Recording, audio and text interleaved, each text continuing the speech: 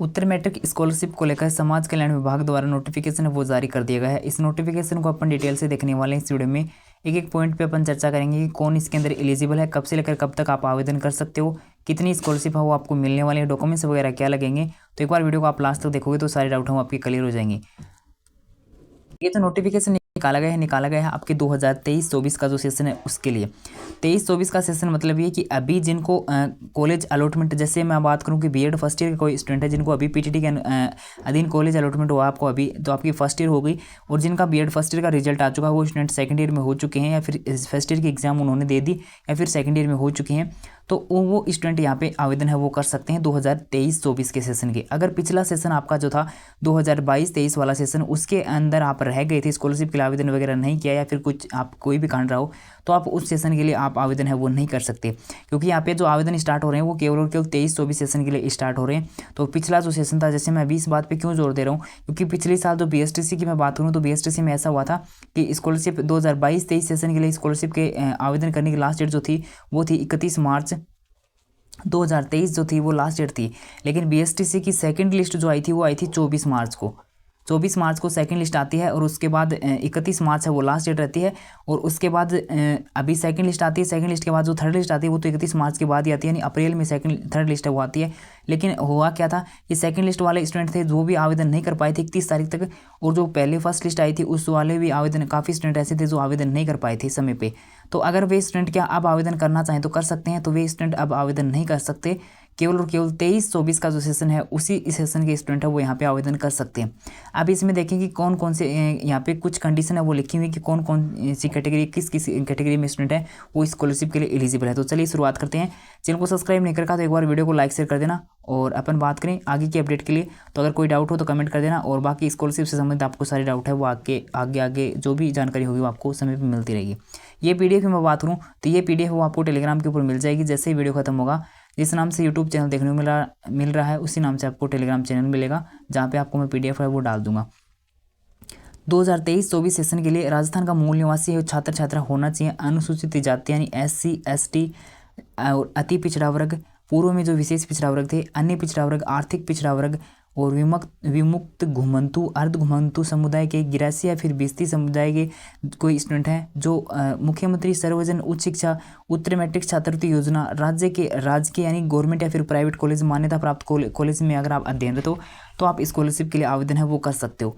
ठीक है, उसके बाद अपन बात करें इसमें कुछ इंपॉर्टेंट डेट है वो कब से लेकर कब तक आप आवेदन है वो करोगे। तो ऊपर ये जो डेट है वो आपकी काम की नहीं है, आपकी डेट यहाँ से है कि आपके 15 सितंबर से फॉर्म है वो स्टार्ट होंगे, और 15 नवंबर है वो इसकी लास्ट डेट है वो रहने वाली है। जो ऊपर की जो डेट है ये कॉलेजों से संबंधित है, आपके काम की नहीं है। तो ये काम जो है ये करना है, इस डेट से लेकर इस डेट तक जो काम करना है कॉलेज वालों को करना है। आपके काम की डेट यहाँ पे है, 15 सितंबर से आपके फॉर्म शुरू होंगे उत्तर मैट्रिक स्कॉलरशिप के, और 15 नवंबर आपकी लास्ट डेट है वो रखी गई है। अब उत्तर मैट्रिक स्कॉलरशिप कौन है एलिजिबल होता है, यानी कौन कौन से कोर्स वाले स्टूडेंट है वो इसके लिए आवेदन कर सकते हैं।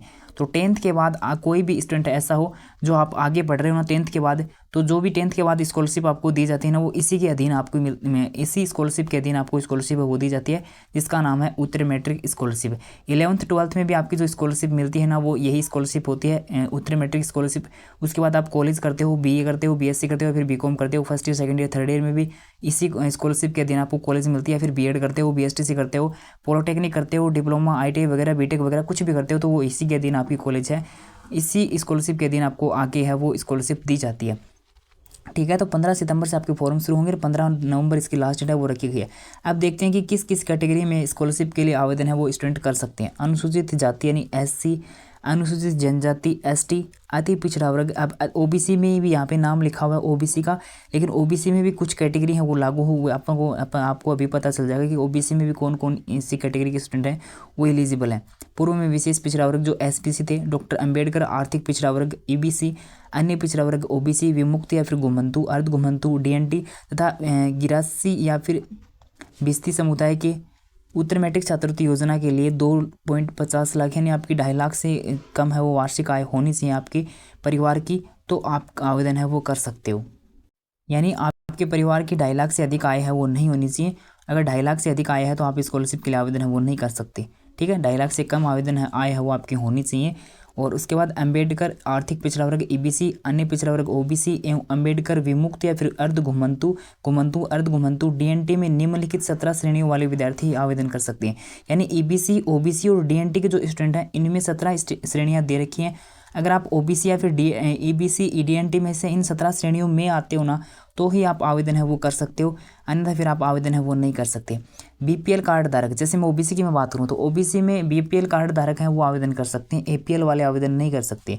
उसके बाद अंत्योदय कार्ड धारक या फिर आपके मम्मी पापा का आपका बीपीएल कार्ड है या फिर अंत्योदय कार्ड धारक आप स्वयं पुत्र या फिर पुत्री हो, state BPL card state BPL है के कार्ड धारक के पुत्र हो या फिर पुत्री हो, अनाथ बालक बालिका, विधवा स्वयं हो या फिर उसके बाद विधवा की पुत्र या फिर पुत्री हो, तलाकशुदा महिला स्वयं हो या फिर उसके तलाकशुदा महिला के पुत्र हो या फिर पुत्री हो आप, और या फिर विशेष योग्यजन स्वयं हो या फिर आपके आपके विशेष योग्यजन के पुत्र या फिर पुत्री हो। इन जो श्रेणियां दे रखी हैं इनमें से आपको क्या करना है, अगर इन श्रेणियों में आप आते हो तो आप आवेदन करना है। अब यहाँ पे दे रखा कि गत परीक्षा में आपके 60% अंक हैं वो आपको प्राथमिकता दी जाएगी। अब मैं इसका आपको डाउट क्लियर कर दूँ। 60% का मतलब ये होता है कि आपने जो अभी कोई फर्स्ट ईयर में होगा, जैसे मैं बीएसटीसी की मैं बात करूँ, बीएसटीसी फर्स्ट ईयर में जो होगा तो वो क्या करके आएगा, पीछे 12th पास करके आएगा, है ना। अगर मैं बात करूँ बीएड की, जैसे किसी को बीएड में फर्स्ट ईयर में कॉलेज अलॉटमेंट होता है तो वो क्या करके आएगा, बीए करके आएगा, फिर एमएससी के बेस पे आप एमए के बेस पे आप सिलेक्शन लेते हो बीएड में या फिर आप बीए के बेस पे सिलेक्शन लेते हो, वो आपके ऊपर डिपेंड है ना। तो उस जो पीछे जिसके बेस पे आप एडमिशन ले रहे हो ना आगे, तो उस कक्षा में आपके 60% से अधिक अंक है वो होने चाहिए, ठीक है। 60% से अधिक अंक होने पर आप क्या हो, स्कॉलरशिप के लिए अंदर आपको प्राथमिकता दी जाएगी। अब इसका मतलब ये नहीं कि 60% से कम नंबर ही न था रहे तो थे आवेदन कौन लगा सको, 60% से कम नंबर ही ना तो भी थे आवेदन है वो लगा सको। और ऐसी बात नहीं कि 60 से कम नंबर ही तो था स्कॉलरशिप ही को नहीं आओगी, स्कॉलरशिप भी आस्क है, लेकिन यहाँ पे प्राथमिकता की बात की गई, यानी पहले उनको है वो प्राथमिकता दी जाएगी। उसके बाद जितना आपका बजट आता है कैटेगरी के अनुसार, वो बजट अगर बच जाता है तो उससे कम % वाले स्टूडेंट को भी स्कॉलरशिप है वो दी जाएगी, ठीक है। ऐसी बात नहीं कि 60% से कम नंबर वालों को नहीं दी जाएगी। तो अगर आपके कम है तो भी आप आवेदन है वो कर दीजिए अगर आप एलिजिबल हो स्कॉलरशिप के लिए। तो इसके बाद यहाँ पे एक और पॉइंट दे रखा है कि मुख्यमंत्री सर्वजन उच्च शिक्षा उत्तर मैट्रिक छात्रवृत्ति योजना में 5 लाख रुपये तक की 5 लाख रुपये से कम वार्षिक आय सीमा वाले सभी जाति के परिवार है और राष्ट्रीय स्तर की जो अभी आपकी शिक्षण संस्थानें हैं जो विभाग के अनुसार आपकी सूचीबद्ध है, उसके अधीनस्थ अगर आप हो तो आप आवेदन है वो कर सकते हो स्कॉलरशिप के लिए।